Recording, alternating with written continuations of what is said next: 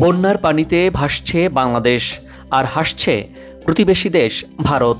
ভারতের ত্রিপুরা রাজ্যের ডম্বুর বাঁধের পানি বাংলাদেশের পূর্বাঞ্চলের জেলায় ঢুকে পড়েছে, যার কারণে দেশের ফেনী, নোয়াখালী, কুমিল্লা, চাঁদপুর, চট্টগ্রাম, লক্ষ্মীপুর, ব্রাহ্মণবাড়িয়া, সিলেট, খাগড়াছড়ি সহ বেশ কিছু জেলা বন্যা কবলিত, যা স্মরণকালের ভয়াবহ বন্যায় রূপ নিয়েছে। এছাড়া দেশের উত্তরাঞ্চলের জেলাগুলোতেও বন্যা কবলিত তিস্তা ব্যারেজের বাঁধ খুলে দেওয়ার কারণে। প্রশ্ন হচ্ছে, কবে হবে বহুল আলোচিত তিস্তা চুক্তি? কি বলছে বাংলাদেশের নতুন সরকার?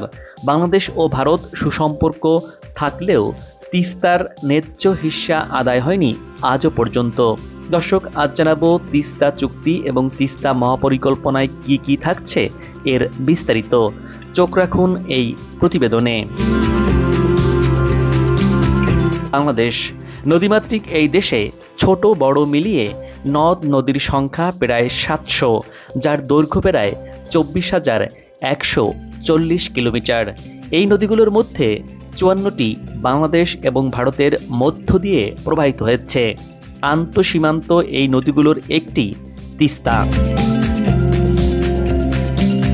এই নদী নিয়ে বাঙালির বঞ্চনার ইতিহাস, কিন্তু এবার সেই অবস্থার পরিবর্তন হবে।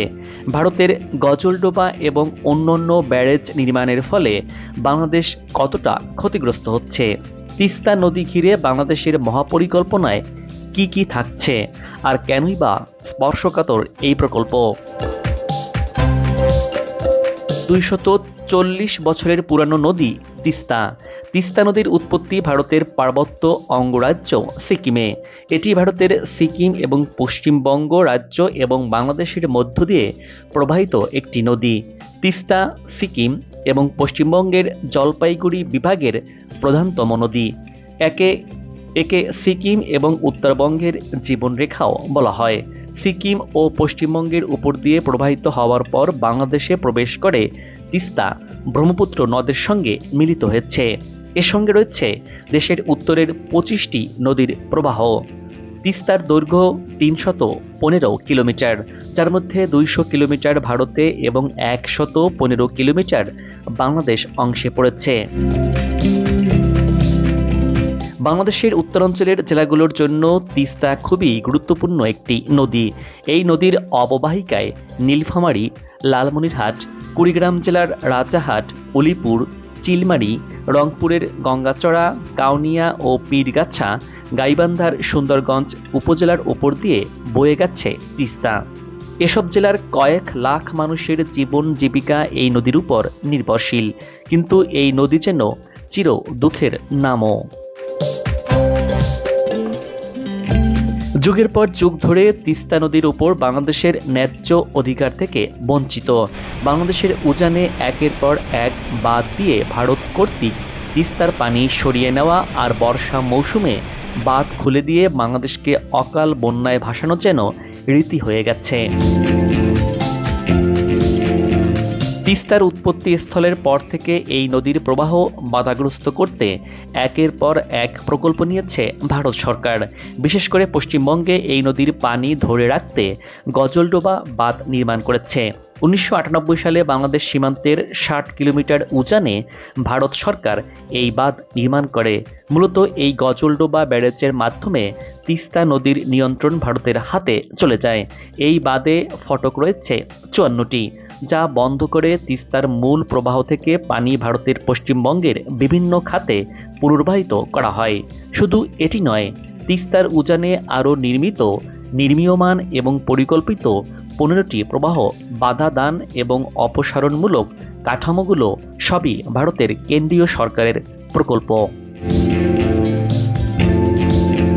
তিস্তার উপর নির্মিত গজলডোবা এবং অন্যান্য ব্যারেজ নির্মাণের ফলে বাংলাদেশের উত্তরের জেলাগুলোতে হঠাৎ বন্যা দেখা দেয়। এমনিতেই তিস্তা একটি হরকা বন্যাপ্রবণ নদীও। এখন গজলডোবা ব্যারেজ পরিচালনাকারীরা তাদের সুবিধামতো সময়ে ব্যারেজের গেট খুলে দেয়। এর ফলে বাংলাদেশের তিস্তা অববাহিকা বন্যা কবলিত হয়ে পড়ে। এমনকি কোনো কোনো বছরে ৭-১২ এ ধরনের হঠাৎ বন্যা হয়েছে উত্তরাঞ্চলে। 2011 সালে ভারতের সঙ্গে তিস্তা চুক্তির চূড়ান্ত সিদ্ধান্ত নেওয়ার পরও শেষ মুহূর্তে চুক্তি হয়নি। অর্ধশত বছরের বেশি সময় ধরে ভারতের সঙ্গে তিস্তা নদীর পানি বণ্টন নিয়ে একটি চুক্তিতে পৌঁছানোর চেষ্টা করেও নানা কারণে এর পথ খুঁজে পায়নি বাংলাদেশ। বারবার তাগাদা দিলেও সাড়া দেয়নি ভারত। এ অবস্থায় আর বসে থাকবে না বাংলাদেশ। বর্ষা মৌসুমে তিস্তার যে ঢল নামে সেই পানি সংরক্ষণের মাধ্যমে এবং কৃষি ও শিল্প কারখানায় ব্যবহার করে অর্থনৈতিকভাবে কাজে লাগানোর পরিকল্পনা বেশ কয়েক বছর আগে নিয়েছিল বাংলাদেশ, যে প্রকল্পে বিনিয়োগের জন্য ভীষণ আগ্রহী ছিল চীন। কিন্তু বিগত সরকারের ভারত ও চীনের সাথে ভারসাম্য সম্পর্ক রাখতে গিয়ে কিংবা ভারতকে খুশি রাখতে গিয়ে এই প্রকল্প নিয়ে এগোতে পারেনি। অথচ উত্তরবঙ্গের প্রতিটি মানুষের প্রাণের দাবি এই প্রকল্প বাস্তবায়নের। কি আছে সেই তিস্তা মহাপরিকল্পনায়? 2016 সালে চীনের প্রেসিডেন্ট শি জিনপিং ঢাকা সফরে এলে একটি পরিকল্পনার কথা বেশ শোনা যায়। পরে চীন ও বাংলাদেশের আলোচনার মাধ্যমে পাওয়ার চায়না প্রায় $1 বিলিয়ন বাজেটের তিস্তা নদী সামগ্রিক ব্যবস্থাপনা ও পুনরুদ্ধার প্রকল্প প্রণয়ন করে। তিস্তা নদীকে ঘিরে উন্নয়ন পরিকল্পনার ব্যাপারে বারবারই আগ্রহ আছে চীনের। এমনকি ঢাকায় নিযুক্ত চীনা রাষ্ট্রদূত কুড়িগ্রামের তিস্তা ব্যারেজ পরিদর্শনও করেছেন।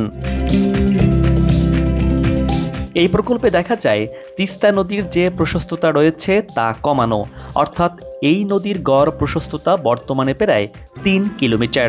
এই প্রশস্ততা থেকে 0.816 মিটার কমিয়ে আনা হবে। এর ফলে নদী গর্ভের প্রায় 171 বর্গ কিলোমিটার ভূমি পুনরুদ্ধার করা সম্ভব হবে। এছাড়া খননের মাধ্যমে তিস্তার গভীরতা হবে দ্বিগুণ।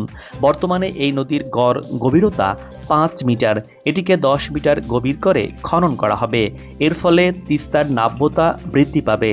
নদী ঘিরে বেশ কিছু জেটি, বন্দর, সড়ক নির্মাণ করা হবে। চীনের প্রস্তাবিত এই তিস্তা প্রকল্প বাস্তবায়ন হলে বদলে যাবে উত্তরের 5 জেলার মানুষের ভাগ্যের চাকা। প্রকল্পটি বাস্তবায়ন হলে ভারত থেকে বাংলাদেশকে অতিরিক্ত পানি আর প্রয়োজন পড়বে না। নদীর গভীরতা দ্বিগুণ হওয়ার কারণে বন্যার পানি প্লাবিত হয়ে ভাসাবে না গ্রামাঞ্চলের জনপদ। সারা বছর নৌ চলাচলের মতো পানি সংরক্ষণের ব্যবস্থাও রাখা যাবে। প্রকল্পে বলা আছে 108 কিলোমিটার নদী খনন, নদীর দুপারে 173 কিলোমিটার নদী রক্ষা, চর খনন, নদীর দুই ধারে স্যাটেলাইট শহর নির্মাণ, বালু সরিয়ে কৃষি জমি উদ্ধার ও 1,13,000 কোটি টাকার সম্পদ রক্ষা এবং প্রতি বছরে 20,000 কোটি টাকার ফসল উৎপাদন করা সম্ভব হবে। নৌবন্দর এবং আইন শৃঙ্খলা রক্ষায় দুই পাড়ে থানা, কোস্টগার্ড ও সেনাবাহিনীর জন্য ক্যাম্পের ব্যবস্থাও প্রস্তাবে রাখা হয়েছে এই প্রকল্পে। তিস্তা পরিকল্পনা সম্পর্কে চীনের তৈরি প্রকল্পের সূত্রে জানা গেছে, পূর্ব চীনের জিয়াংশু প্রদেশের সুকিয়ান সিটির আদলে তিস্তার দুপারে পরিকল্পিত স্যাটেলাইট শহর, নদী খনন ও শাসন, ভাঙন প্রতিরোধ ব্যবস্থা, আধুনিক কৃষি সেচ ব্যবস্থা, মাছ চাষ প্রকল্প, পর্যটন কেন্দ্র স্থাপন করা হবে। এতে 7 থেকে 10 লাখ মানুষের কর্মসংস্থানও সৃষ্টি হবে। চায়না পাওয়ার কোম্পানি ইতিমধ্যে তিস্তা পাড়ে নির্মিতব্য প্রকল্প বাস্তবায়নে নকশা ও সম্ভাব্যতা যাচাইয়ের কাজ শেষ করেছে। তিস্তা নদীপাড়ের জেলাগুলো নীলফামারী, লালমনিরহাট, কুড়িগ্রাম, রংপুর ও গাইবান্ধায় চায়নার 3টি প্রতিনিধি দল কাজ করছে। ইতোমধ্যে এই প্রকল্প ঘিরে উত্তরবঙ্গের মানুষের রয়েছে বিপুল আগ্রহ। বারবার তারা এই প্রকল্প বাস্তবায়নের তাগিদ দিয়ে আসছে। কিন্তু ভারত সীমান্তের কাছে বাংলাদেশের এই প্রকল্পে চীনের আগ্রহ নিয়ে সরাস না হলেও ভারতের আপত্তি আছে। বিশেষ করে দেশটির বিশ্লেষকরা এটিকে ভালোভাবে নিচ্ছে না। এবছর সদ্য বিদায়ী আওয়ামী লীগ সরকার ভারত সফরে গেলে ভারত সরকার এই প্রকল্পে যুক্ত হওয়ার আগ্রহ দেখায়।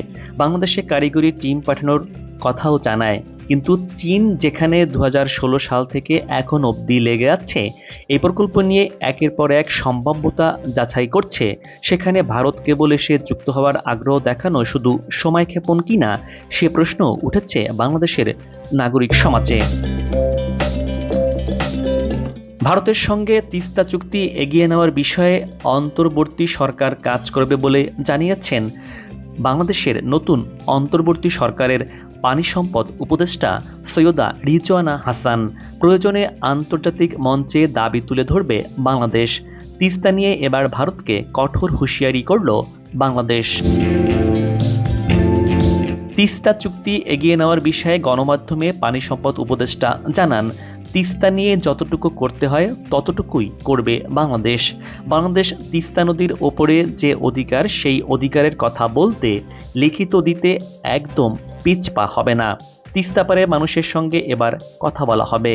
জয়েন্ট রিভার কমিশন নেগোসিয়েশন করে তিস্তাপাড়ের মানুষ কী চায় সেটা তুলে এনে কাজ করার কথাও জানান বাংলাদেশের অন্তর্বর্তী সরকারের নতুন এই উপদেষ্টা। তিস্তা চুক্তি নিয়ে ভারতের সঙ্গে আলোচনায় বসবে বাংলাদেশ। ভারতের সঙ্গে কুশিয়ারা ফেনী নিয়ে চুক্তি আছে, গঙ্গা চুক্তি রিনিউ করার বিষয়ও আছে। 54 অভিন্ন নদী ছাড়াও আরও কিছু অভিন্ন নদী রয়েছে, সে বিষয়ে কথা বলবে বাংলাদেশ। আমাদের যে দাবি দেওয়া আছে সেগুলো জোরালোভাবে তুলে ধরা হবে। প্রয়োজনে আন্তর্জাতিক মণ্ডলও কথা বলবে যে এটি ন্যায্য দাবি। যে দেশে পদ্মা, মেঘনা, যমুনার মতো পৃথিবীর বড় বড় নদী উপনদী সমন্বয়ে বৃহৎ নদী ব্যবস্থা গড়ে তুলতে পেরেছে বাংলাদেশ, সে দেশের মানুষ চায় দেশের উত্তরাঞ্চলের মানুষের দুর্দশা লাঘব করে অর্থনৈতিক মুক্তির জন্য তিস্তা মহাপরিকল্পনা দ্রুত বাস্তবায়নের উদ্যোগ নেবে বাংলাদেশের নতুন অন্তর্বর্তীকালীন সরকার। দর্শক, আজ এ পর্যন্তই। আমাদের নদীগুলোকে দূষণমুক্ত রাখি, দেশের যে কোনো অবকাঠামোতে পোস্টার না লাগাই, একটি পরিচ্ছন্ন এবং সুন্দর বাংলাদেশ গড়ে তুলি আমরা সবাই ভালো থাকবেন। সাবস্ক্রাইব করে আমাদের সাথে থাকার অনুরোধ রইল।